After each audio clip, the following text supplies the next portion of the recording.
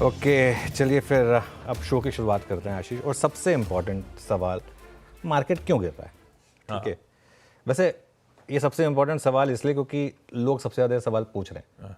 सबसे इम्पोर्टेंट सवाल है कि करना क्या है। उसमें तो मेरा जवाब सबको पता ही है कि जो आपको लेना है वो बाय करिए अच्छे से। मार्केट क्यों गिर रहे हैं, पहले आते हैं सबसे बड़े कारण पर।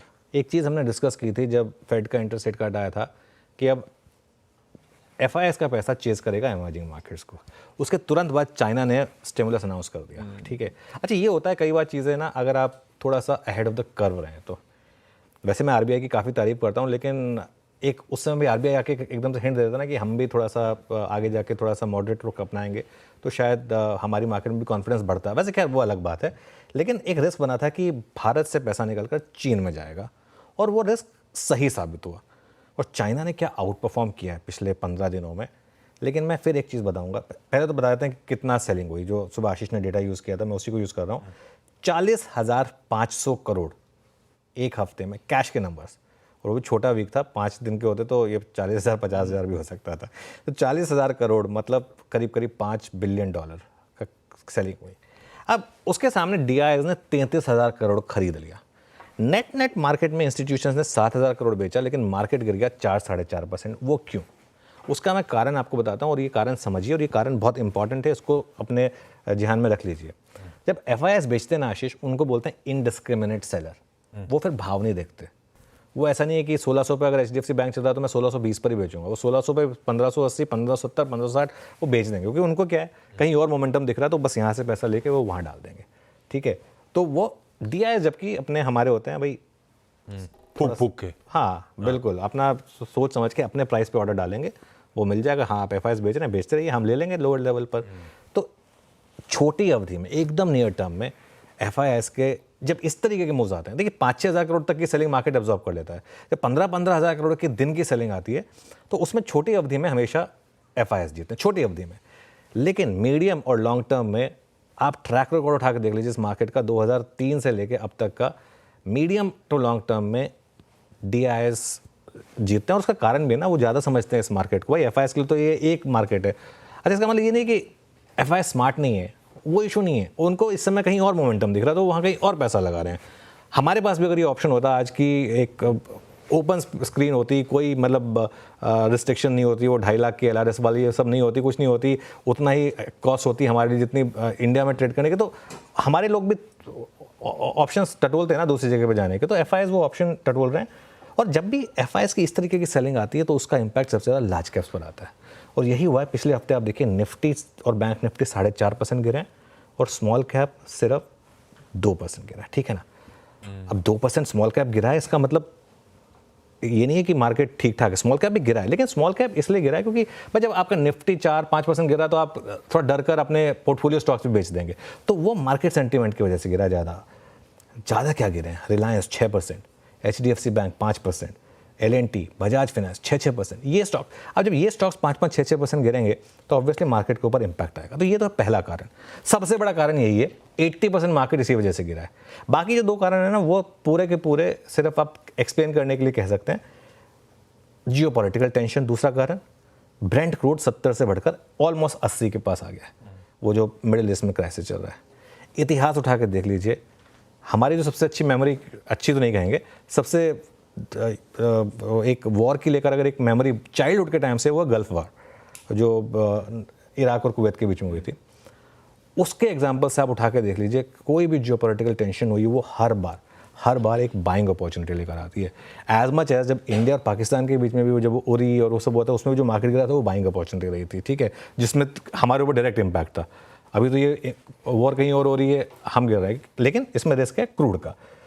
और फाइनली एक तीसरा कारण जो हमने आई थिंक शुरू में डिस्कस किया था इस महीने के, कि स्टेट इलेक्शंस को लेकर थोड़ा सा मार्केट नर्वस होगा। और ये बात आप समझ लीजिए, एग्जिट पोल्स के हिसाब से एक चीज़ तो क्लियर हो रही है, बीजेपी की कमज़ोरी बढ़ रही है। वो जो लग रहा था कि जनरल इलेक्शन में बीजेपी वीक हुई है, भले ही बीजेपी ने जीता हो इलेक्शन, लेकिन ऑब्वियसली फुल मेजोरिटी नहीं आई, वो थोड़ी और वीक हुई है। आप चाहे हरियाणा के नंबर्स देख लीजिए और चाहे आप JNK देख लीजिए। JNK में अभी भी आप थोड़ा ये कहेंगे कि अगर ये नंबर आए तो कौन सरकार बनाएगा पता नहीं, लेकिन हरियाणा तो आई थिंक क्रिस्टल क्लियर हो चुका है ये। ठीक है, हरियाणा एक ऐसा स्टेट था जिसमें बीजेपी ने 2 बार क्लीन स्वीप किया था, तो वो एक इम्पॉर्टेंट चीज़ है। तो ये 2-3 कारण है जिसकी वजह से हम बेसिकली इस समय मार्केट में गिर रहे हैं। लेकिन जो भी हो आशीष, एक चीज़ मैं ऐड करूँगा यहाँ पे, मार्केट हल्का हो गया है। 2-3 चीज़ें हैं। एक तो FIs के जो नेट लॉन्ग थे ना, वो 3.5 लाख थे जब हमने सीरीज़ की शुरुआत की थी, और जो पिछले सीरीज़ में हम थे 3.5 लाख थे, वो 3.5 लाख से घटकर हम 83,000 पर आ गए हैं। और इवन परसेंटेज वाइज जो हम 85% नेट लॉन्ग पर आ गए थे, वो अब हम 50s में आ गए हैं। तो उस हिसाब से मार्केट काफ़ी हल्का हो गया, प्लस पुट कॉल रेशियो 0.69 पर आ गया। तो उस वजह से ये एक इम्पैक्ट मेरे ख्याल से पॉजिटिव। हाँ बिल्कुल ठीक है। ये हो गए वैलिड रीजंस क्यों पिछले 5 दिन से, एक्चुअली लास्ट फ्राइडे से गिर रहे हैं हम लोग। पिछला हफ्ता ज़्यादा पेनफुल हो गया था, लेकिन 5 दिन क्यों गिर रहे थे उसका ब्यूटीफुल एक्सप्लेनेशन। क्या करना है वो तो अपन ने कार्यक्रम शुरू करने पे अपफ्रंट बातचीत कर ली थी, उस पर और अभी डिटेल ड्रिल डाउन करूंगा। लेकिन पहले जरा ग्लोब समझ लिया जाए, आज के संकेत समझ लिए जाए। गिफ्ट निफ्टी कह रहा है थोड़ी बहुत रिस्पाइट होगी। सुबह से वो 70, 80, 90 पॉइंट हरे निशान में शुरुआत होने की इंडिकेशंस दे रहा है। 1/4 से 1/3% बढ़त के साथ खुलेंगे। क्यों? क्योंकि कुछ हद तक ग्लोब सपोर्टिव है। हमारा पीयर, एशियन पीयर्स जो हैं, चाइना बंद है, छुट्टी 7वां दिन आज है, कल खुलेगा वो, पर बाकी जो खुले हुए हैं बढ़िया कर रहे हैं। और वो इसलिए बढ़िया कर रहे हैं क्योंकि फ्राइडे का यूएस का सेशन बढ़िया था, ओवर द वीकेंड हैंडओवर अच्छा आ गया। वो जॉब्स रिपोर्ट वगैरह थी, यूएस के मार्केट 3/4 से 1.25% उछले। अपन डाइजेस्ट करके कहते फ्लैट फ्यूचर्स, आ गई 1-1.25% की तेजी। तो हैंडओवर तो बढ़िया है, पर जैसा हैंडओवर है वैसा कुछ गिफ्ट निफ्टी थोड़ा सा ठंडा ही दिख रहा है। लेकिन फिर भी ग्लोब के समीकरण बैठ कैसे नहीं, पहले अब ये जान लेना है। यूएस है, मिडल ईस्ट है, अपना एशिया है, सब जगह क्या क्या इंपॉर्टेंट अपने लिए। कैसा लग रहा है हैंडओवर आपको? देखिए, गिफ्ट निफ्टी और थोड़ा हल्का हो जाएगा तो और अच्छा है हमारे लिए। फ्लैट लाइन के आसपास ये अगर 150 पॉइंट ऊपर खुल गया ना मार्केट, ऊपर से दबा के देंगे FIs। आप फ्राइडे का इंट्राडे चार्ट रख दीजिए निफ्टी का, उसमें आपको क्लियर हो जाएगा। क्योंकि फ्राइडे का ये इंट्राडे चार्ट है। फ्राइडे को मैं आफ्टरनून में जब मैं लंच कर रहा था तो मैंने देखा था मार्केट ठीक ठाक है। उसके बाद जब मैं लंच खत्म करके आया तो मैंने देखा ये क्या हो गया। ठीक है, तो मैंने जो हमारे डेस्क हेड हैं सौरभ, उनसे पूछा भी कि भाई क्या हुआ क्या मार्केट में एकदम से। तो खैर एनीवे, एक अच्छी चीज़ ये है कि मिडिल ईस्ट से कोई एस्केलेशन की न्यूज़ नहीं आई है। जितना हुआ था उतना ही चल रहा है, तो इसके लिए वहाँ से कोई आपको पूरा अपडेट नहीं है। यूएस का डेटा बहुत शानदार है। यूएस का जो डेटा है ना, चाहे आप नॉन फार्म पेरोल का डेटा देखें चाहे और डेटा देखें, यूएस का डेटा लगातार आपको वो चीज़ बता रहा है जो मार्केट को बेस्ट केस लग रहा है कि यूएस इकोनॉमी में स्ट्रेंथ भी रहेगी और रेट कट भी आते रहेंगे, वो गोल्डीलॉक्स सिनेरियो। तो आईटी हो सकता है कि रिकवरी को लीड करे, पॉसिबल है, क्योंकि US market plus higher Brent crude, ये एल्गो पॉजिटिव होता है आईटी के लिए। तो आईटी ने फ्राइडे को भी देखिए थोड़ा सा हाई से वो भी कोलैप्स हुआ था, लेकिन फिर भी ग्रीन में बंद हुआ था और थोड़ी कोशिश की थी कि रिकवरी करने की। तो आईटी मेरे ख्याल से एक लीडर हो सकता है। और कुछ हद तक ना आशीष, अब मार्केट ने मिडिल ईस्ट के टेंशन को पचा लिया है। अनलेस एंड अनटिल ये मिडिल ईस्ट का जो टेंशन है, इसकी वजह वेस्ट एशिया का जो टेंशन है, इसकी वजह से क्रूड $85 के पास निकल जाए, अगर जब तक वो ना हो तब तक, थोड़ा लेट चल रहे हैं हमारे ग्राफिक्स, तब तक मेरे ख्याल से उसकी कोई दिक्कत नहीं है। हाँ, अगर ब्रेंट 85 के पार निकलने लगे तब वहां पर भी थोड़ी सी दिक्कत बढ़ सकती है। ठीक है, ये है ग्लोब का हैंडओवर। ग्लोब का हैंडओवर अच्छा है। मैं आज के सेटअप पे आऊं, दूसरी इंपॉर्टेंट प्रीमाइस सेट कर ली जाए, उसके बाद स्ट्रैटेजी पे बढ़ेंगे। लेकिन उससे पहले अपफ्रंट आपने मेंशन करा करना क्या है, कि लपक लेने की बात पहले हुई थी, लपक लेने का समय ये है। पर 2 पार्ट में डिवाइड करें अगर, ट्रेडर बंधुओं के लिए और जो इन्वेस्टर फ्रेटर्निटी है उनके लिए, उन लोग का अप्रोच क्या रहेगा, उसके बाद फिर आज के स्पेसिफिक अप्रोच पे चलते हैं। बिल्कुल। देखिए, पहले तो मैं इन्वेस्टर को एड्रेस करूंगा। ठीक है। इन्वेस्टर को घबराने की बिल्कुल ज़रूरत नहीं है। एक चीज़ समझिए, मार्केट में इस समय सेल चल रही है, अच्छे स्टॉक्स में सेल चल रही है। अपनी श्रद्धा के हिसाब से पैसा लगाएं। और श्रद्धा का वर्ड मैं क्यों यूज़ कर रहा हूँ यहाँ पर, क्योंकि नवरात्रि चल रहे हैं। भाई नवरात्रि चल रही है, इससे अच्छा टाइम क्या होगा? आपको नवरात्रि के टाइम पे मार्केट ने करेक्शन दे दिया, इससे बेटर टाइम नहीं मिलेगा आपको बाय करने का। हाँ, इसका मतलब ये नहीं कि आज लें और परसों मेरी गर्दन पकड़ ले कि मेरा स्टॉक और 5% गिर गया, वो हो सकता है।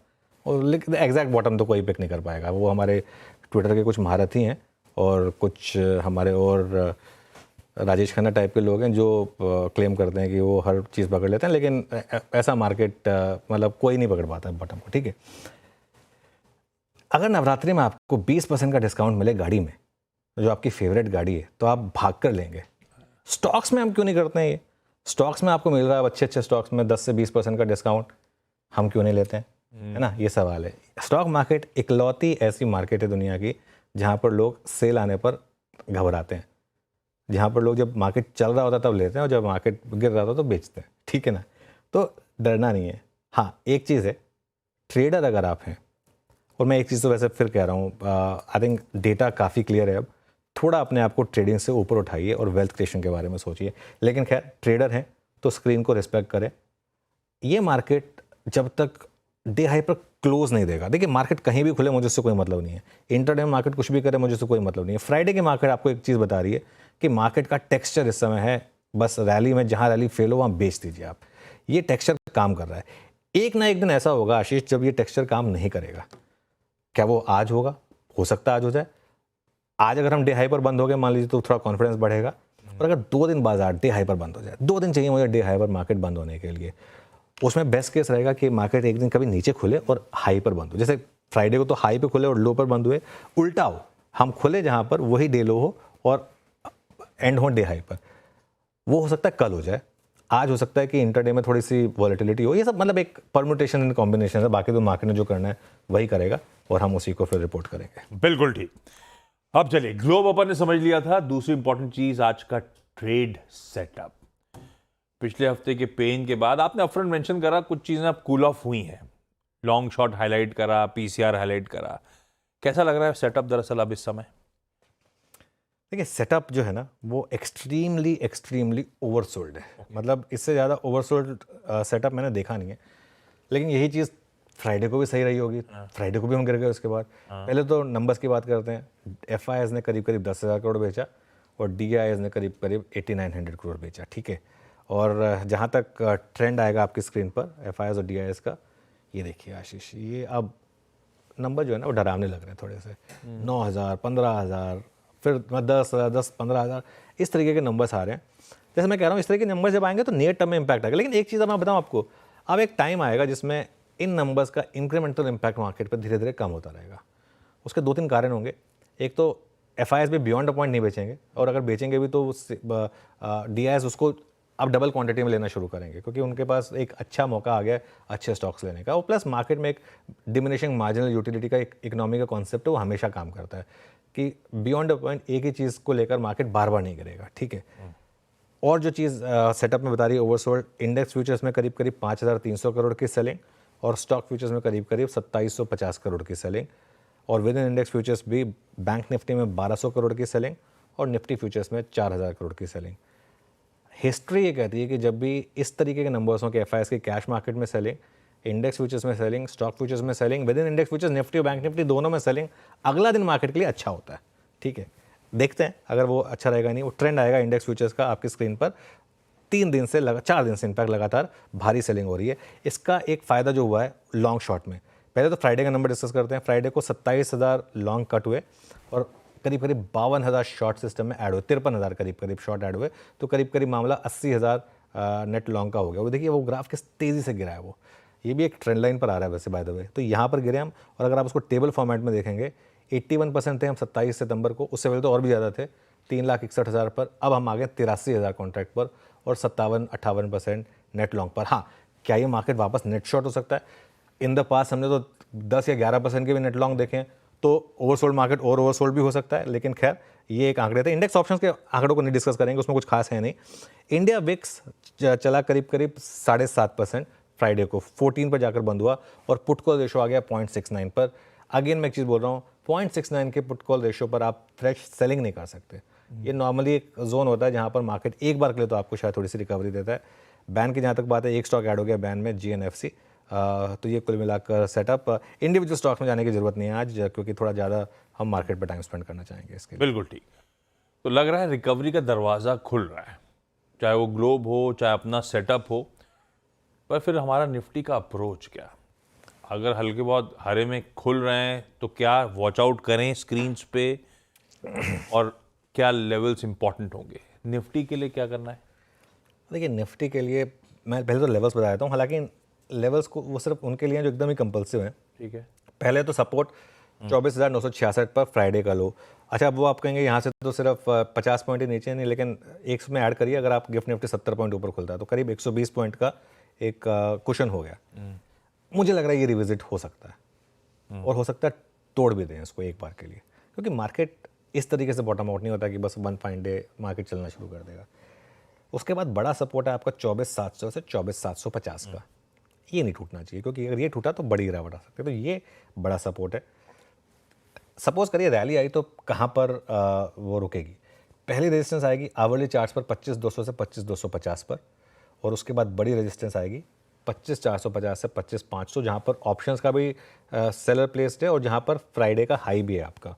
हाँ, 25,500 अगर क्रॉस हो गया तो फिर मार्केट फिर नहीं रुकेगा मार्केट। खैर वो उसमें भी बहुत टाइम है। देखिए, पहली बात तो जल्दबाजी मत करिए कोई भी ट्रेडिंग पोजीशन बनाने से पहले निफ्टी में। पहले मार्केट को देख लें, 1 घंटा ऑब्जर्व कर लें और देख लें कि मार्केट कहीं वापस ये ऊपर से नीचे पटक के मारने वाला तो नहीं है। ठीक है, पहले उसको देख लें। और इसके लिए मैं चाह रहा हूँ कि बड़ा गैप अप ना हो, क्योंकि बड़े गैप अप में दिक्कत हो जाती है। 40-50 पॉइंट का गैप अप और फिर थोड़ा कूल ऑफ हो जाए ना, वो मार्केट के लिए बेस्ट केस सिनारियो होगा। खैर एनीवे, पहले हाफ में तो मुझे लग रहा है दोनों तरफ के ट्रेड काम करेंगे पहले हाफ में। दूसरे हाफ में आज की बड़ी ट्रेड अगर कोई है तो मेरे ख्याल से वो होगी शॉर्ट कवरिंग। अगर मार्केट में शॉर्ट कवरिंग आई सेकेंड हाफ में, अगर हमने 24,900 के ऊपर हम टिकने में कामयाब रहे, 24,900 के ऊपर, और ज़्यादा वीकनेस नहीं दिखी मान लो, और ग्लोबल क्यूज भी ठीक ठाक लगने लगे, तो सेकेंड हाफ में मुझे लग रहा है बड़ी शॉर्ट कवरिंग पॉसिबल है। और अगेन मैं कह रहा हूँ, आज इंट्राडे में मार्केट जो मर्जी लो लगाए, मुझे उससे कुछ फ़र्क नहीं पड़ेगा, लेकिन क्लोज इंपॉर्टेंट है। अगर मार्केट में आज हाई पर क्लोज हुए तो एटलीस्ट कॉन्फिडेंस लौटेगा मार्केट में वापस। हाँ, ज़रूरी।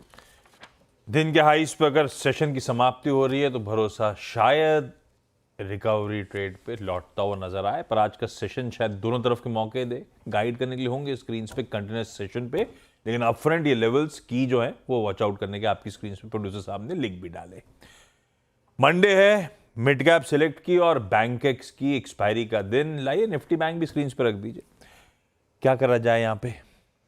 हाँ, बस कुछ ही दिन बाकी हैं डेली एक्सपायरी वाले। हाँ, आज सुबह मेंशन कर रहा था, उसके बाद सब खत्म हो जाएगा। उसके बाद सब खत्म हो पीएससी जाएगा। ने डिसाइड कर लिया है सेंसेक्स के साथ जा रहा है, ये भी शायद निफ्टी की, इनको निफ्टी बैंक के साथ चले जाना चाहिए। नहीं, ये देखिए आशीष, हाँ, क्या होगा ना, आप एक हफ्ते निफ्टी के रख सकते हैं, एक हफ्ते बैंक निफ्टी के रख सकते हैं। देखिए, मैं हाँ, फोर्टनाइटली एनएससी को जितना मैं समझता हूँ ना, मेरे ख्याल से एक स्मार्ट डिसीजन ये होगा कि आप एक हफ्ते आप फोर्टनाइट, ये एक तरीके से फोर्टनाइटली एक्सपायरी हो जाएगी। एक हफ्ते निफ्टी, एक हफ्ते बैंक निफ्टी, और 2-2 हफ्ते में बेसिकली मंथली एक्सपायरी होगी। बीएससी ने लेकिन फाइनल कॉल ले लिया, वो तो सेंसेक्स के साथ जा रहा है। हाँ ठीक है, वो उनके बैंकेक्स में उतने वॉल्यूम थे भी नहीं, सेंसेक्स में ज़्यादा वॉल्यूम थे, तो इनके लिए वो सेंसेक्स से जा रहे हैं। एनएससी के केस में दिक्कत क्या है कि एनएससी निफ्टी और बैंक निफ्टी दोनों में इक्वल वॉल्यूम आते हैं उनके, एनएससी के। कई बार तो बैंक निफ्टी के केस में ज़्यादा आते हैं, तो इसके लिए। लेकिन मेरा ये मानना है कि एनएससी स्मार्टली प्ले करेगा इसको, एक हफ्ते निफ्टी रखेगा, एक हफ्ते बैंक निफ्टी रखेगा। मतलब अगर देखिए कोई भी स्मार्ट डिसीजन मेकर होगा वो तो यही करेगा। अब एनएससी में बहुत स्मार्ट लोग हैं, मेरे ख्याल से वो यही डिसीजन लेंगे। खैर एनीवे, पहले बैंक निफ्टी की बात कर लेते हैं। बैंक निफ्टी में एक हमने जस्ट डिस्कस किया था एचडीएफसी बैंक में डबल टॉप का, जब वो 1800 नहीं क्रॉस कर पाया था। 1794 उसका हाई था और 1788 इस बार की स्विंग में हाई लगा। इसका एक महीने का चार्ट रखेंगे ना उसमें, तो वो हाई लो जो है ना वो आपको दिखा देगा। हाँ, 1794 हाई था, और उसके बाद 6 महीने में 1794 और 1 महीने में 1788। तो 1794 नहीं क्रॉस कर पाया, और उसके बाद देखिए क्या ज़बरदस्त तरीके से गिरा। जितनी रैली बनी एकदम एक प्लेटो हो गया ना, एकदम बिल्कुल सिमेट्री है, एकदम जिस तरीके से हम चले थे उसी तरीके से हम नीचे आ गए यहाँ पर। अब मुझे लग रहा है कि इसमें मोर और लेस बॉटम के काफ़ी करीब है, और बैंक निफ्टी भी मोर और लेस बॉटम के काफ़ी करीब है। उसका कारण पता है क्या है? पिछले आप 1 साल का ट्रेंड उठा कर देख लीजिए, बैंक निफ्टी ने 100 डे एक्सपोनेंशियल मूविंग एवरेज को नहीं ब्रीच किया है। ख़राब से ख़राब टाइम में, जब ख़राब क्वार्टरली अपडेट्स आ रहे थे, डिपॉजिट पर प्रेशर था, निम्स पर प्रेशर था, 100 डे एक्सपोनेंशियल मूविंग एवरेज को बैंक निफ्टी ने ब्रीच नहीं किया। ये देखिए, ये आपकी स्क्रीन पर ये जो लाइन दिख रही है ना, इसको देख लीजिए आप। हर बार 100 डे से बाउंस बैक दिखाया है बैंक निफ्टी ने, इवन इंक्लूडिंग वो इलेक्शन के रिजल्ट वाले दिन, उस दिन का लो भी 100 डे एक्सपोनेंशियल मूविंग एवरेज, उस दिन का क्लोज। तो उस हिसाब से current 100 day exponential moving average कहाँ पर प्लेस्ड है? 51,000 से 51,100। ये सिर्फ 400-500 पॉइंट मेरे ख्याल से क्लोज टू क्लोज बेसिस पे बात करता हूँ मैं। इंटरडे मार्केट कुछ भी कर लेता है कई बार। मेरे ख्याल से क्लोज टू क्लोज बेसिस में 400-500 पॉइंट से ज़्यादा की डाउन साइड नहीं है यहाँ से। और अगर 51,000 होल्ड हुआ तो मुझे लग रहा है कि शायद बॉटम बनेगा। अगेन मैं कह रहा हूँ, लेकिन यहाँ पर एक अप्रोच ये हो सकती है कि आप वो 400-500 पॉइंट के रिस्क के साथ एक लॉन्ग ट्राई करें, लेकिन उसमें भी स्क्रीन को देख कर करें, पहले से प्री मेडिटेटेड ट्रेड ना लें। और अगर ये ट्रेड चला ना आशीष, तो मुझे लग रहा है एक बार के लिए आपको 52,500 तक ले जा सकता है ये। वहाँ पर क्या आपका 20 डे में तो 52,500 तक की एक रैली ओपन हुई है। अगर डाउन ट्रेंड में भी है तो एक बार मुझे लग रहा है कि नीचे से एक बार वापस 20 डे में को टेस्ट करेगा, अगर गिरना होगा तो वहाँ से गिरेगा। तो 52,500 क्रॉस होना शुरू हुआ तो बड़ी रैली होगी, लेकिन मुझे लग रहा है कि एक बार के लिए अगर 51,000 होल्ड हुआ ना, तो एक लॉन्ग का अटेम्प्ट बनता है 51,000 के एक स्टॉप के साथ, और 52,500 52,600 तक के एटलीस्ट एक शॉर्ट टर्म स्विंग के लिए। बाकी जब स्क्रीन पर जो दिखेगा उसके हिसाब से एक व्यू लेंगे। बिल्कुल ठीक, बहुत बढ़िया। ये है निफ्टी बैंक का आज हफ्ते का शुरुआती पहले दिन का मंडे का अप्रोच। सीएनबी सिवास का पैनल भी रेडी हो रहा है, कुछ देर बाद पैनल के साथ करेंगे चर्चा। और